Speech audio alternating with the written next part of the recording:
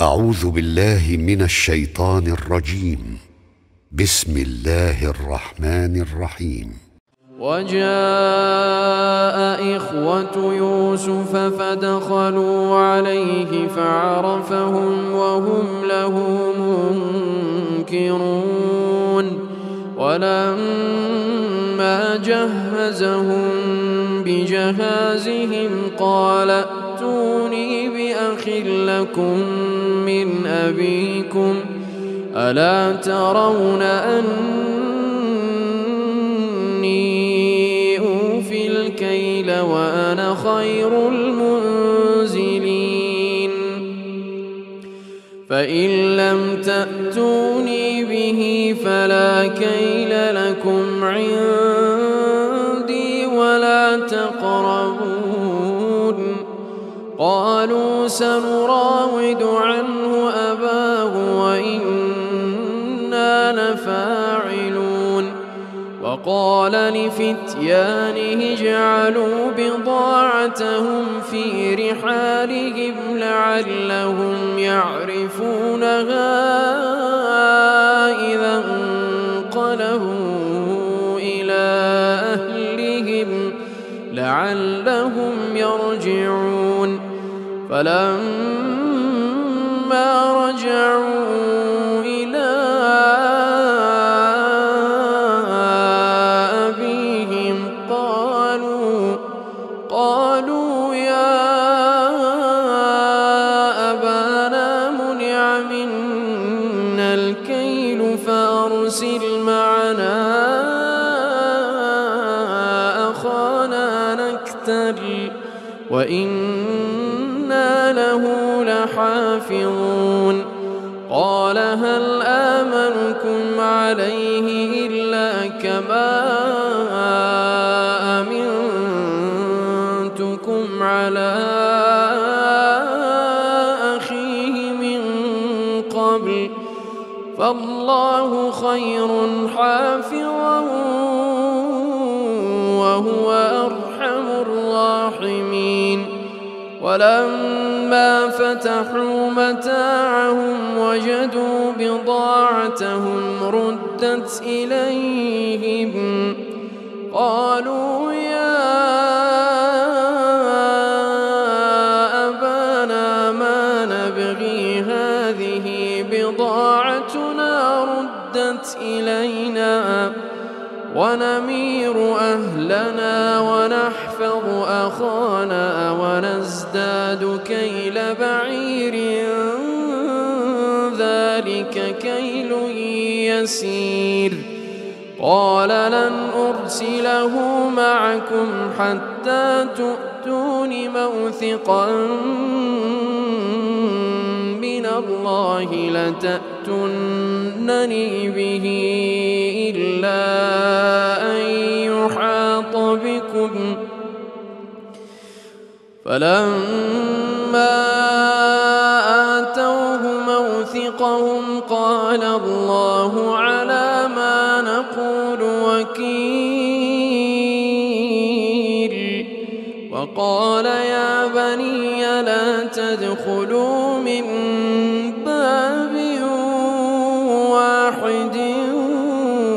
وادخلوا من أبواب متفرقة وما أغني عنكم من الله من شيء إن الحكم إلا لله عليه توكلت وعليه فليتوكل المتوكلون ولما دخلوا من حيث أمرهم أبوهم ما كان يغني عنهم من الله من شيء إلا حاجة في نفس يعقوب قضاها وإنه لذو علم لما علمناه ولكن أكثر الناس الناس لا يعلمون ولما دخلوا على يوسف آوى إليه أخاه قال إني أنا أخوك فلا تبتئس بما كانوا يعملون فلما جهزهم بجهازهم جعل السقاية في رحل أخيه ثم أذن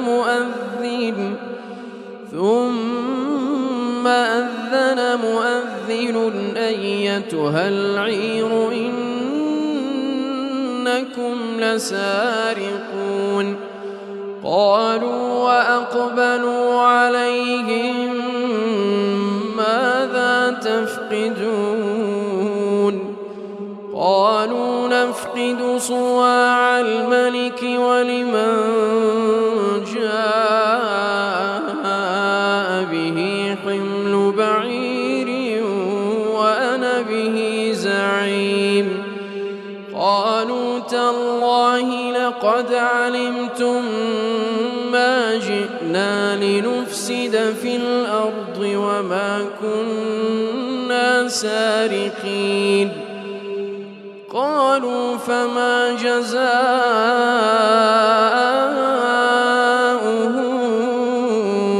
إن كنتم كاذبين قالوا جزاؤه من وجد في رحله فهو جزاؤه كذلك نجزي الظالمين فبدأ بأوعيتهم قبل وعاء أخيه ثم استخرجها من وعاء أخيه كذلك كدنا ليوسف ما كان ليأخذ أخاه في دين الملك إلا أن يشاء الله نرفع درجات من نشاء وفوق كل ذي علم عليم قالوا يسرق فقد سرق أخ له من قبل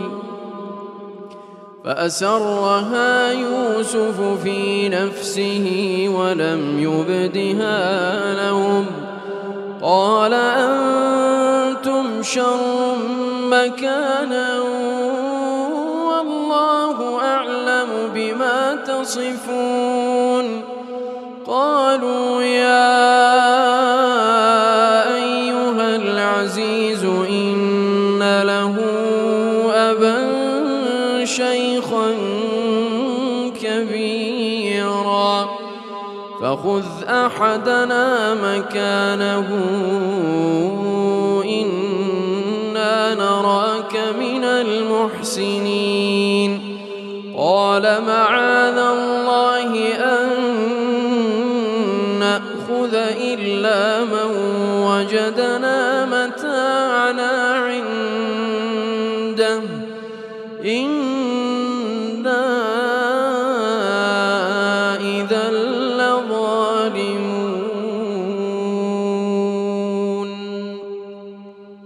فلما استيئسوا منه خلصوا نجيا قال كبيرهم ألم تعلموا أن أباكم قد أخذ عليكم موثقا من الله ومن قبل ما فرطتم في يوسف فلن أبرح الأرض حتى يأذن لي أبي أو يحكم الله لي وهو خير الحاكمين ارجعوا إلى أبيكم فقولوا يا أبانا إن ابنك سرق وما شهدنا إلا بما علمنا وما كنا للغيب حافظين واسأل القرية التي كنا فيها والعير التي أقبلنا فيها وإنا لصادقون قال بل سولت لكم أنفسكم أمرا فصبر جميل عسى الله أن يأتيني بهم جميعا إنه هو العليم الحكيم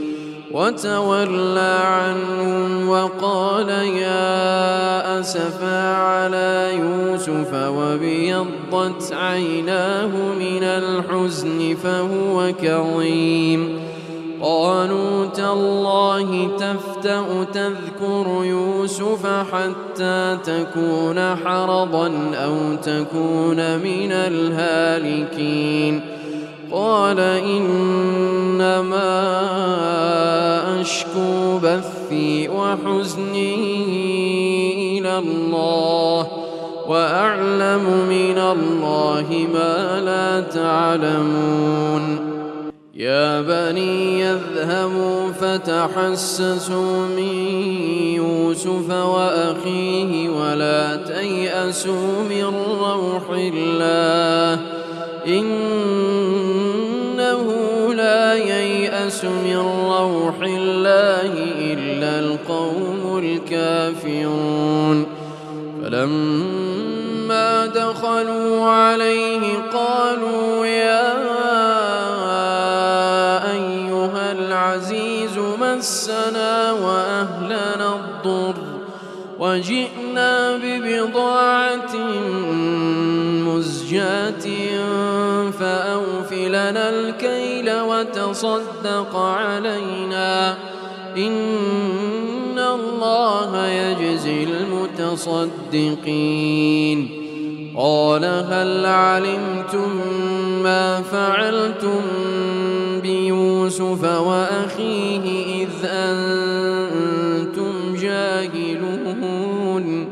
قالوا أئنك لأنت يوسف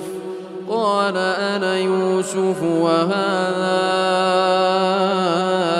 أخي قد من الله علينا إنه من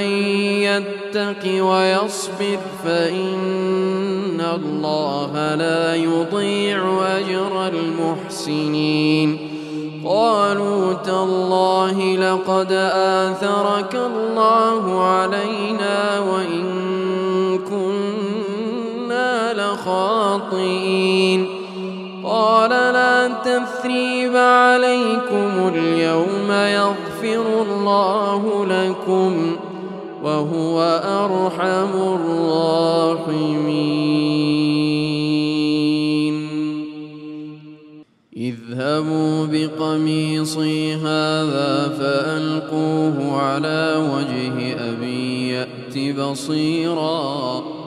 وأتوني بأهلكم أجمعين ولما فصلت العير قال أبوهم إني لأجد ريح يوسف لولا أن تفندون قالوا تالله إنك لفي ضلالك القديم فلما أن جاء البشير ألقاه على وجهه فارتد بصيرا قال ألم أقل لكم إني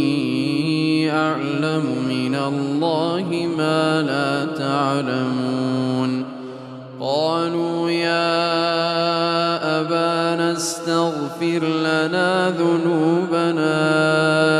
إنا كنا خاطئين قال سوف أستغفر لكم ربي إنه هو الغفور الرحيم فلما دخلوا على يوسف آوى إليه أبويه وقال ادخلوا مصر إن شاء الله آمنين ورفع أبويه على العرش وخروا له سجدا وقال يا أبت هذا تأويل رؤياي من قبل قد جعلها ربي حقا وقد أحسن بي إذ أخرجني من السجن وجاء بكم من البدو من بعد أن نزغ الشيطان من بعد أن نزغ الشيطان بيني وبين إخوتي إن ربي لطيف لما يشاء إنه هو العليم الحكيم رب قد آتيتني من الملك وعلمتني من تأويل الأحاديث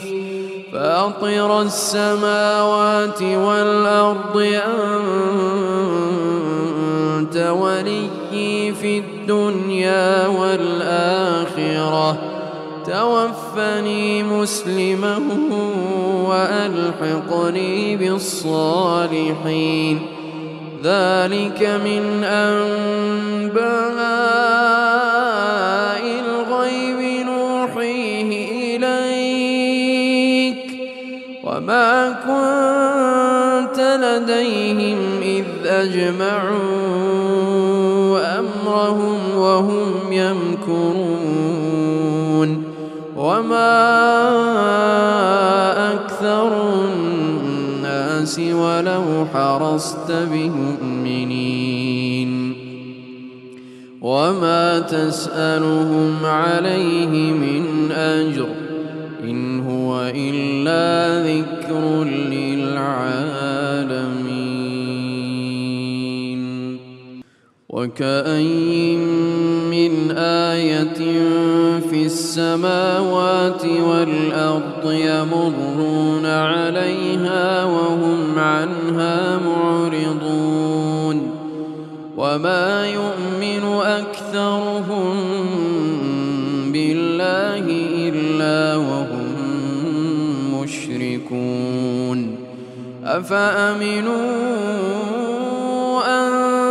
تأتيهم غاشية من عذاب الله أو تأتيهم الساعة بغتة وهم لا يشعرون قل هذه سبيلي أدعو إلى الله على بصيرة أنا ومن اتبعني وسبحان الله وما أنا من المشركين وما أرسلنا من قبلك إلا رجالا نوحي إليهم من أهل القرى أفلم يسيروا في الأرض فينظروا كيف كان عاقبة الذين من قبلهم ولدار الآخرة خير للذين اتقوا أفلا تعقلون حتى إذا استيأس الرسل وظنوا أنهم قد كذبوا جاءهم نصرنا فنجي من نشاء ولا يرد بأسنا عن القوم المجرمين. لقد كان في قصصهم عبرة لأولي الألباب ما كان حديثا يفترى ولكن تصديق الذي بين يديه وتفصيل كل شيء وهدى ورحمة لقوم